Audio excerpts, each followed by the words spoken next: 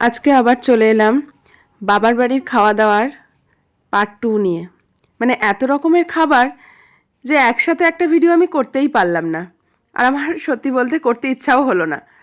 এত সুন্দর সুন্দর এত লোভনীয় খাবার পার্টে পার্টে ভাগ করে আমার এডিট করতেও বেশ ভালো লাগছে। আগের দিন খাওয়া দাওয়ার ভিডিও পোস্ট করার পরে ওই ভিডিওতে একটা কমেন্ট পেয়েছি একটা দিদিভাইয়ের কাছ থেকে।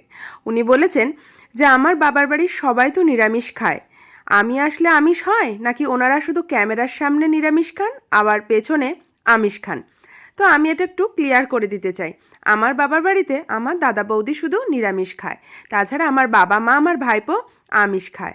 আর আমি এলে তো আমিষ হবেই, শুধু হ্যাঁ একাদশী বৃহস্পতিবার শনিবার এগুলো যেমন আমার শ্বশুরবাড়িতেও মানা হয়, আমার বাবার বাড়িতেও মানা হয়।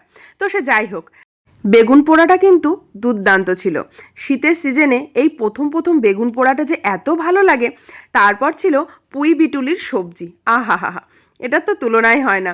আমি বললাম না আমার প্রত্যেকটাই প্রিয় খাবার, আর এডিট করতে বসে আমি যে কি পরিমাণে মিস করছি সে আমি আর কাকে বলে বোঝাবো। যাই হোক, কাঁচা লঙ্কা দিয়ে আর এইটা মেখে খেতে যে এত দারুণ লাগছিল, এডিট করতে বসেও আমার গালে জল চলে আসছে। আর কাঁচা পেঁয়াজ কুচানো ছিল তার সঙ্গে, একসাথে সব কিছু মেখে গালের মধ্যে দিলে যেন একটা স্বর্গসুখ অনুভব করছিলাম। মায়ের হাতের এই যে ছোট ছোট রান্নাগুলো, এ যেন মাছ মাংসকেও হার মানায়।